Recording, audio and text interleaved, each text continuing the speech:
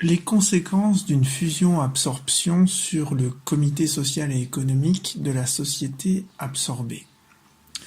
La question n'est pas encore clairement tranchée, et les propos qui suivent sont donc une analyse personnelle. Comme d'habitude, je vous invite à lire le texte en dessous de cette vidéo pour connaître toutes les actualisations. Avant tout, il faut d'abord comprendre ce qui se passe pour l'employeur. Au moment de la fusion-acquisition, la société absorbée disparaît et son patrimoine est transféré à la société absorbante. C'est ce que l'on appelle la transmission universelle du patrimoine. De la même manière que lorsqu'une personne physique décède, son patrimoine, qu'on appelle la succession, est transféré à ses héritiers. Le mécanisme de la fusion-absorption est donc, pour les personnes morales, l'équivalent de la succession pour les personnes physiques. Et il faut bien comprendre que la transmission universelle du patrimoine est l'effet le plus important d'une fusion-acquisition, et c'est l'effet le plus recherché dans ce type d'opération.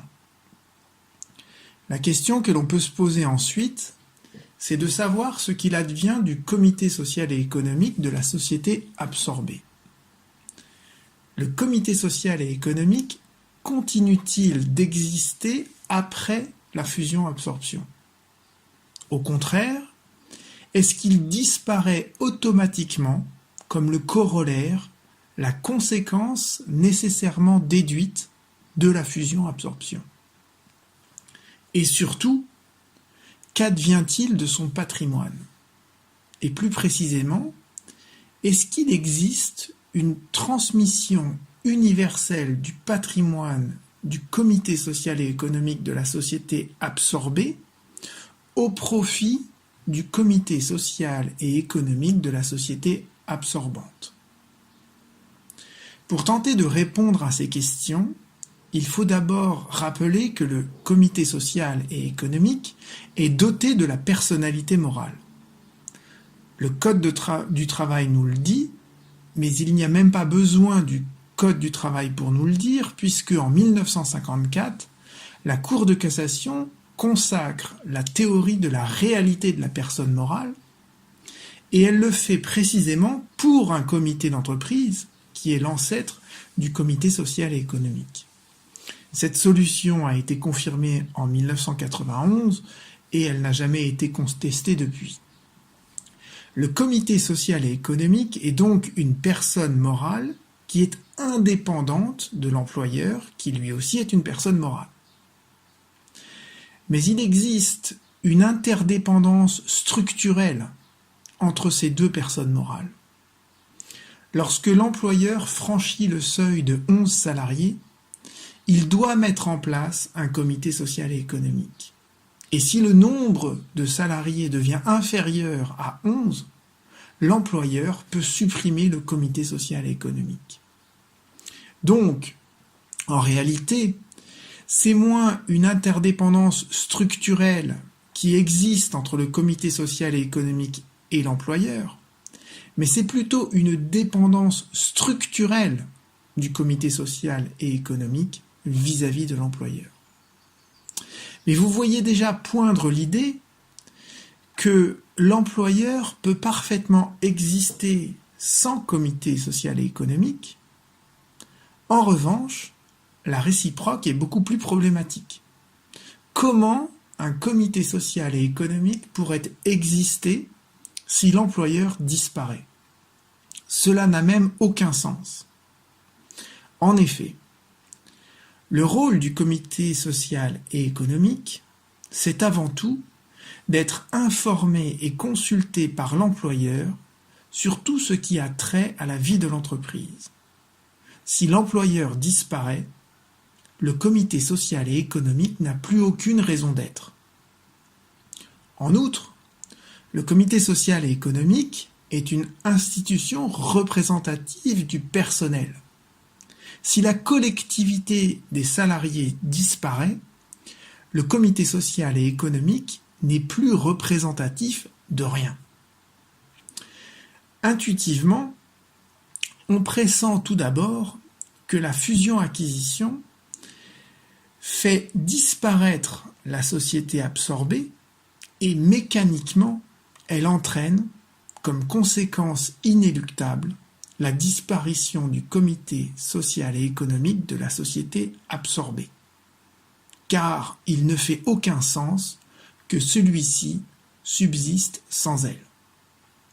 On pressent également, comme corollaire, que la fusion-acquisition opère une transmission universelle du patrimoine de la société absorbée au profit de la société absorbante et qu'elle opère aussi, pour les mêmes raisons, une transmission universelle du patrimoine du comité social et économique de la société absorbée au profit du comité social et économique de la société absorbante.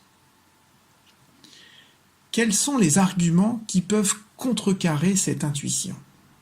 Quelles sont les règles de droit qui permettraient de penser que le comité social et économique de la société absorbée continue d'avoir une existence juridique après la fusion-acquisition de la société absorbée et que le patrimoine du comité social et économique de la société absorbée n'est pas universellement transféré au comité social et économique de la société absorbante par l'effet de la fusion-acquisition. Deux objections peuvent surgir et elles sont les suivantes. Premièrement, on peut penser qu'il n'y a pas de fusion-acquisition et de transmission universelle du patrimoine sans texte. Or, il existe des textes pour les sociétés, mais aucun pour le comité social et économique. Deuxièmement, il existe un principe en droit des sociétés selon lequel la personne morale survit pour les besoins de sa liquidation. Or, elle ne peut pas survivre sans son patrimoine. Revenons sur la première objection. La transmission universelle du patrimoine est effectivement prévue par différents textes. En particulier, l'article 1844-4 du Code civil évoque l'absorption d'une société et la transmission de son patrimoine. L'article L. 236-3 du Code de commerce est plus explicite. La fusion entraîne la dissolution sans liquidation des sociétés qui disparaissent et la transmission universelle de leur patrimoine aux sociétés bénéficiaires. L'article 9 bis de la loi du 1er juillet 1901 a été créé en 2014. Il évoque lui aussi la fusion des associations et il est similaire à l'article 236-3 du Code de commerce dont il s'inspire. On pourrait donc penser que si un texte le prévoit, en l'absence de texte, la transmission universelle du patrimoine n'est pas possible, à moins que ces textes ne soient que l'illustration particulière d'un principe général. Et c'est précisément ce que la Cour de cassation a jugé à plusieurs reprises à propos des associations. Au visa du principe selon lequel le patrimoine est indissociablement lié à la personne, la Cour de cassation en déduit que la transmission universelle à la personne morale absorbante du patrimoine de la personne morale absorbée est indissociable de la dissolution de cette dernière et ne peut se réaliser tant que cette personne morale n'est pas dissoute. Si l'on simplifie la phraséologie alambiquée de la Cour de cassation, on aboutit à 3 propositions. La dissolution de la personne morale absorbée entraîne la transmission universelle du patrimoine à la personne morale absorbante. Deuxièmement, la transmission universelle du patrimoine s'opère non pas en vertu d'un texte spécial, mais en vertu d'un principe général du droit, un principe non écrit, le principe de l'indissociabilité du patrimoine et de la personne. D'ailleurs, on admettait l'existence des fusions-acquisitions en droit des sociétés et la transmission universelle du patrimoine avant la loi de 1966 qui est devenue l'article L. 236-3 du Code de commerce et avant l'article 1844-4 du Code civil qui a été modifié en ce sens par une loi de 1978. Et la jurisprudence qui vient d'être rappelée concernait la fusion des associations et la transmission universelle de leur patrimoine. Or, cette jurisprudence est antérieure à l'article 9 bis de la loi de 1901 qui prévoit désormais la fusion des associations et qui a été créée en 2014. Par conséquent, la première objection, selon laquelle il n'y a pas de fusion et de transmission universelle du patrimoine sans texte, ne résiste pas à l'examen. Reste à examiner la deuxième objection, selon laquelle la personne morale survit pour les besoins de sa liquidation. Lorsqu'une personne morale disparaît, elle est juridiquement dissoute puis liquidée. Le texte général en la matière est l'article 1844-8 du Code civil, qui énonce la dissolution de la société entraîne sa liquidation, la personne morale de la société subsiste pour les besoins de la liquidation jusqu'à la clôture de celle-ci. Et cette règle, elle vaut pour toutes les personnes morales, les sociétés, les associations de la loi de 1901 et les comités sociaux et économiques. Or, comme on l'a vu, la personne morale et son patrimoine sont indissociables. Donc, pendant la liquidation, la personne morale subsiste. Elle reste titulaire de son patrimoine. Celui-ci ne peut donc pas faire l'objet d'une transmission universelle tant que dure la liquidation. Sinon, cela reviendrait à admettre l'existence d'une personne morale sans patrimoine, ce qui est une hérésie juridique. Pour l'employeur, qui est une société, cet obstacle n'existe pas.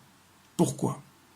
Parce qu'il est expressément écarté par l'article L. 236-3 du Code de commerce qui énonce, je le rappelle, que la fusion entraîne la dissolution sans liquidation de la société.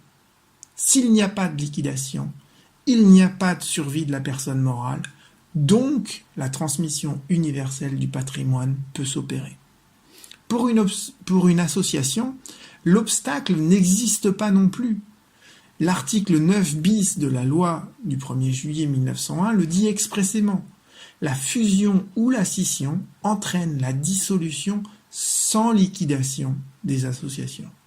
En résumé, dans le cadre d'une fusion-acquisition, il y a juste une dissolution, il n'y a pas de liquidation, donc il n'y a pas de survie de la personne morale, et donc la transmission universelle du patrimoine s'opère dès la dissolution. Qu'en est-il pour le comité social et économique de la société absorbée ? Il y a deux manières d'envisager les choses. Il y a ce que l'on pourrait appeler l'approche dissociative et l'approche associative. Que faut-il entendre par là ? La première approche consiste à insister sur le fait que l'employeur et le comité social et économique sont deux personnes morales distinctes. On peut donc adopter une démarche dissociative et considérer que le sort de l'employeur n'est pas identique à celui du comité social et économique. Pour l'employeur, la fusion-acquisition opère dissolution sans liquidation de la société absorbée et donc transmission universelle du patrimoine au profit de la société absorbante, mais les effets de la fusion-acquisition sont limités à la personne morale de l'employeur. Le sort du comité social et économique, lui, serait classique. La fusion-acquisition entraîne la disparition de l'employeur, Le comité social et économique n'a plus aucune raison d'être. Il doit donc être dissous puis liquidé.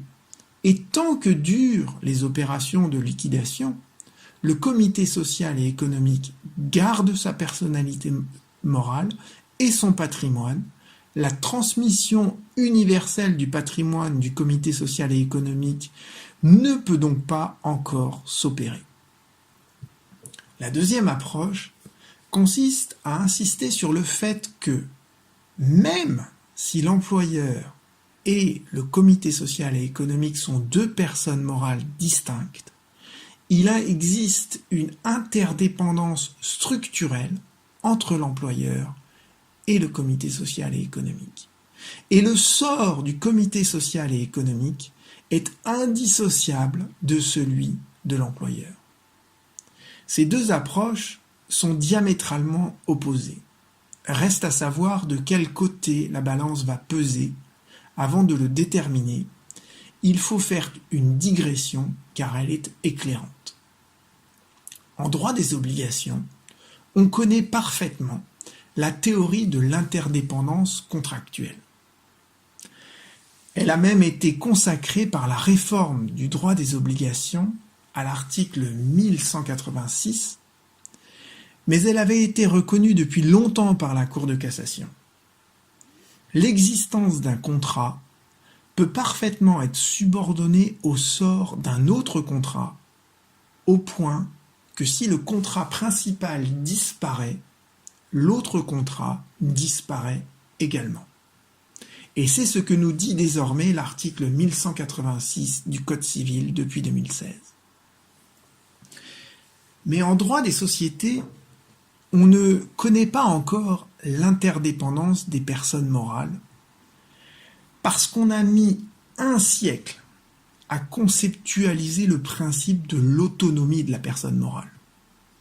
Et autant vous dire que ça a été difficile et que ça s'est fait dans la douleur.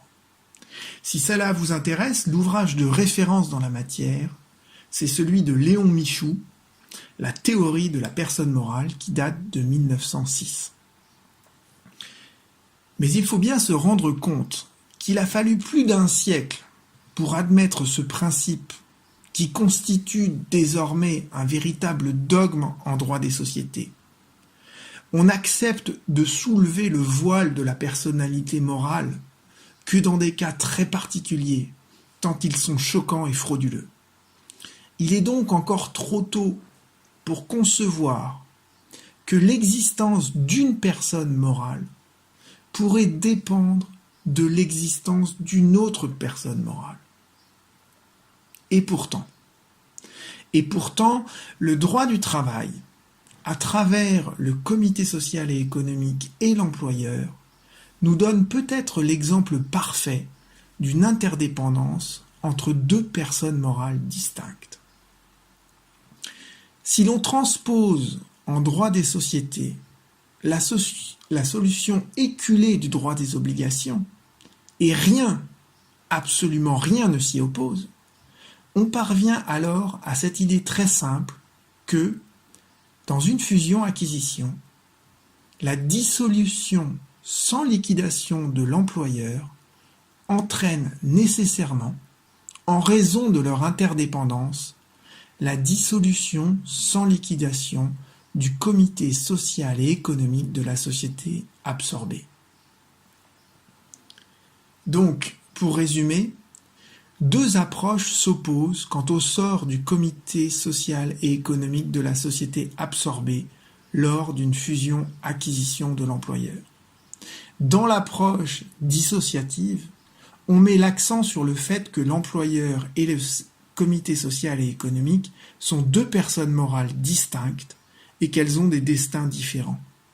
Dans l'approche associative, on met l'accent sur le fait que, bien que distinctes, les personnes morales de l'employeur et du comité social et économique sont interdépendantes et elles ont un sort commun.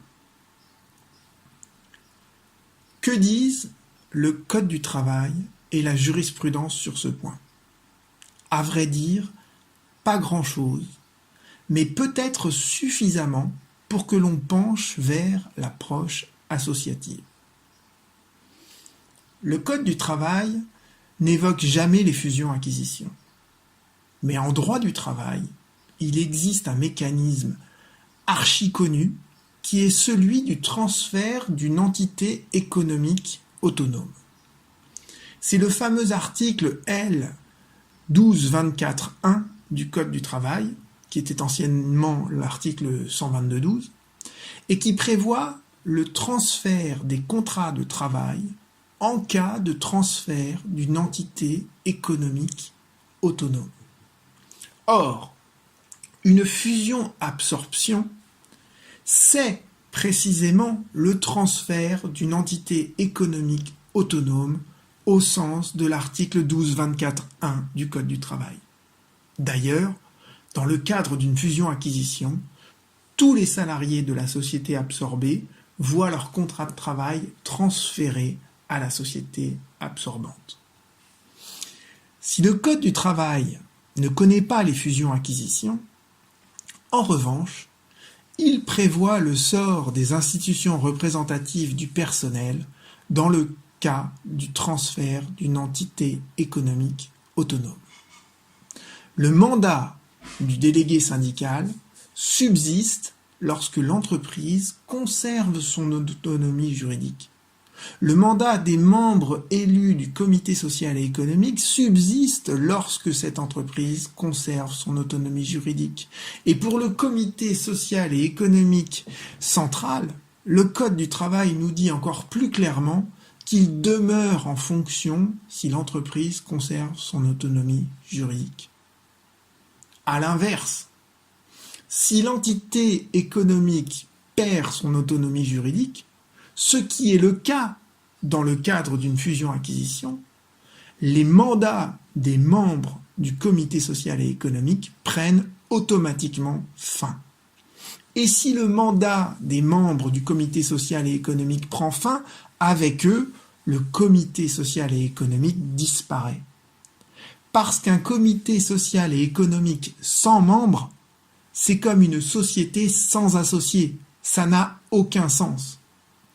Donc la théorie dissociative, selon laquelle l'employeur et le comité social et économique sont deux personnes morales distinctes et que le sort de l'un n'est pas indissociable du sort de l'autre, cette théorie dissociative, elle est démentie par les dispositions du Code du travail.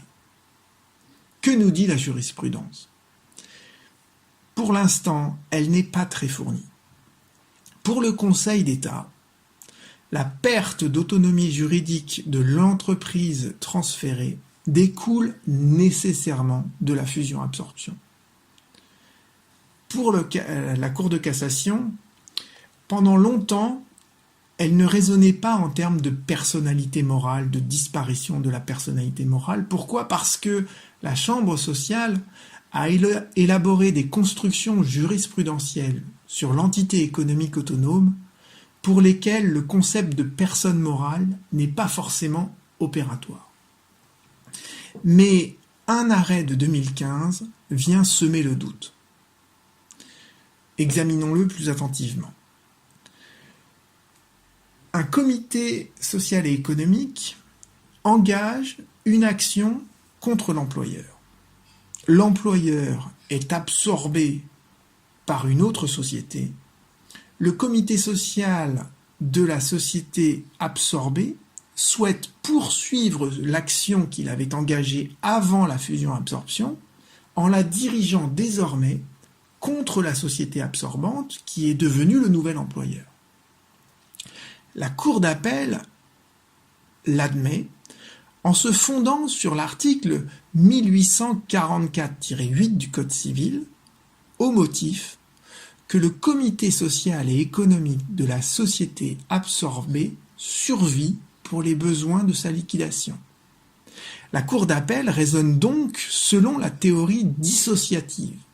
La société absorbée disparaît par l'effet de la fusion-acquisition, ce qui explique que l'action est dirigée contre la société absorbante, mais le comité social et économique de la société absorbée continue d'avoir une existence juridique pour les besoins de sa liquidation et l'action en justice qu'il a intentée fait partie de son patrimoine et c'est la raison pour laquelle il peut la poursuivre.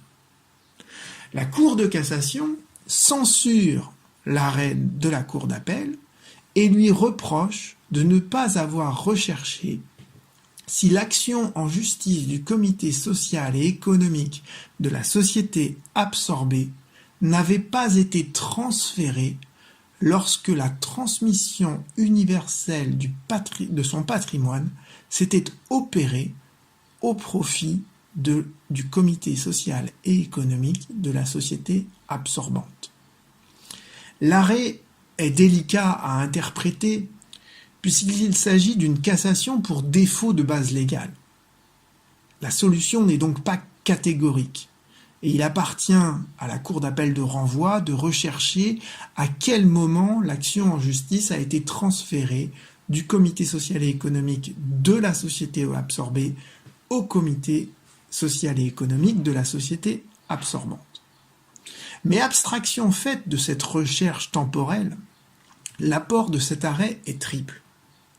Le premier apport de cet arrêt, c'est que la Cour de cassation reconnaît que le comité social et économique de la société absorbée a dévolu son patrimoine au comité social et économique de la société absorbante. Donc, la Cour de cassation admet la transmission universelle du patrimoine entre comités sociaux et économiques. À travers cet arrêt, la Cour de cassation penche ainsi vers la théorie associative qui vient d'être exposée. L'autre apport de cet arrêt, qui mériterait néanmoins d'être confirmé d'une manière plus nette, c'est que la Cour de cassation rejoint le Conseil d'État et que les deux sont enclins à voir dans la disparition de la personne morale de l'employeur le fait générateur de la disparition du comité social et économique.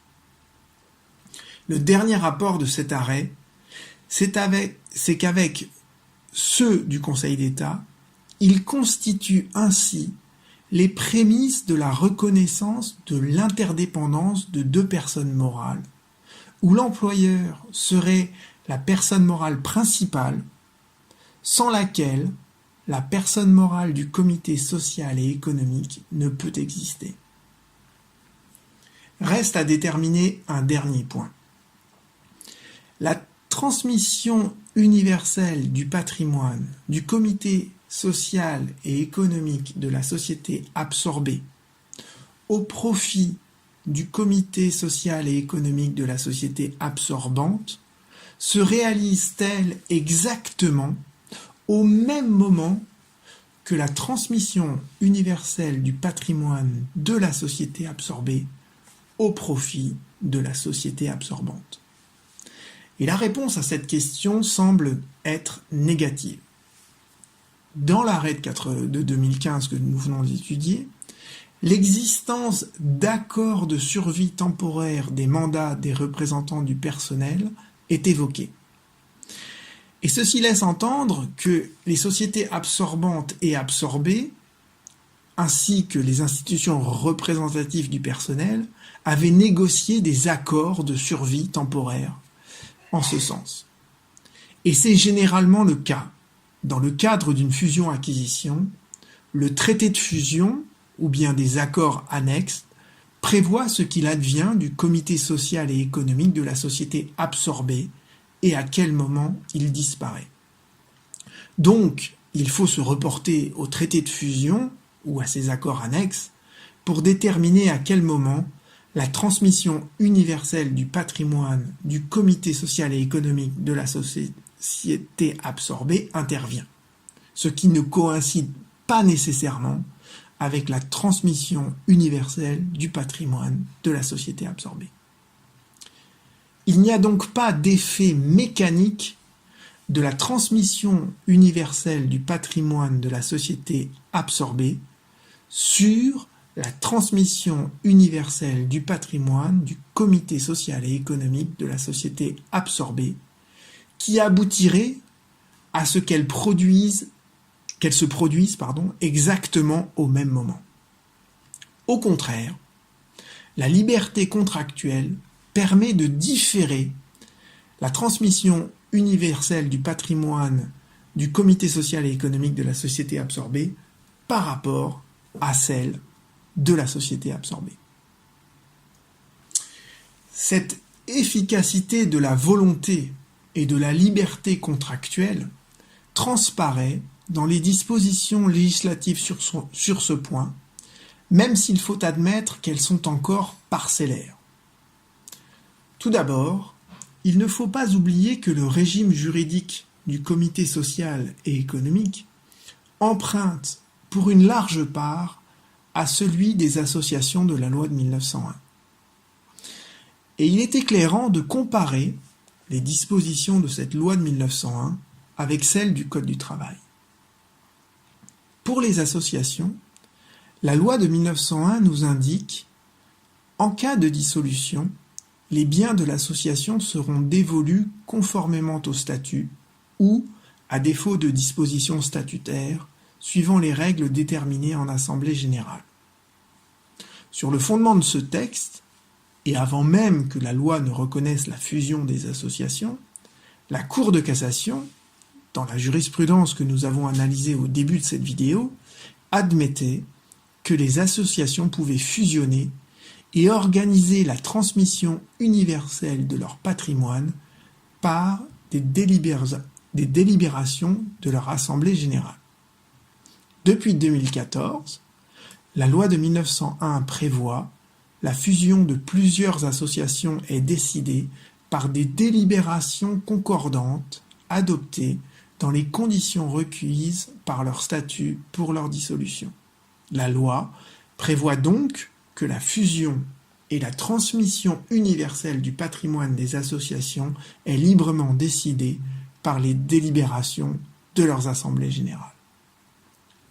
Pour le comité social et économique, le Code du travail prévoit, en cas de cessation définitive de l'activité de l'entreprise, le comité décide de l'affectation des biens dont il dispose. La liquidation est opérée par ses soins.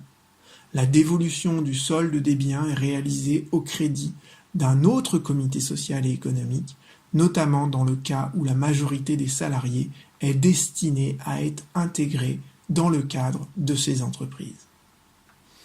Le Code du travail reconnaît ainsi également au comité social et économique le soin de décider par lui-même la transmission universelle de son patrimoine. Simplement, cette transmission universelle du patrimoine ne peut s'opérer qu'au profit d'un autre comité d'entreprise. Et dans le cas d'une fusion-absorption, qui opère transfert des contrats de travail à la société absorbante en application de l'article 1224.1, cette dévolution ne peut s'opérer qu'au profit du comité social et économique de la société absorbante. Mais cette transmission universelle est librement décidée par le comité social et économique. En conclusion, quelles sont les réponses que l'on peut apporter aux questions que nous nous étions initialement posées? La première question était: le comité social et économique continue-t-il d'exister après la fusion-absorption? Au contraire, est-ce qu'il disparaît automatiquement comme le corollaire, la conséquence nécessairement déduite de la fusion-absorption? À cette question, on peut répondre, sans être absolument catégorique, que le comité social et économique de la société absorbée disparaît comme la société absorbée en raison de l'interdépendance de ces deux personnes morales. Et, pour la première fois peut-être, on voit apparaître en droit des sociétés le concept d'interdépendance des personnes morales qui est l'équivalent de l'interdépendance des contrats en droit des obligations. La deuxième question était: qu'advient-il du patrimoine du comité social et économique de la société absorbée? Existe-t-il une transmission universelle du patrimoine du comité social et économique de la société absorbée au profit du comité social et économique de la société absorbante? À cette question, on peut également répondre, sans être absolument catégorique non plus, que le patrimoine du comité social et économique de la société absorbée est universellement transmis au comité social et économique de la société absorbante. Mais que cette transmission universelle du patrimoine ne coïncide pas temporellement avec celui de la société absorbée au profit de la société absorbante. La liberté contractuelle permet aux comités sociaux et économiques de la société absorbée et de la société absorbante de décider quand cette transmission universelle intervient, ce qui, en pratique, est généralement prévu par le traité de fusion ou les accords annexes conclus. Je vous remercie pour votre écoute. N'hésitez pas à vous abonner à la chaîne. N'hésitez pas à vous servir de son contenu, comme de celui du site 1 de droit, où vous retrouverez toutes les références de la jurisprudence. Et surtout, n'oubliez pas de regarder le texte sous la vidéo pour connaître les actualisations. Merci encore et à bientôt.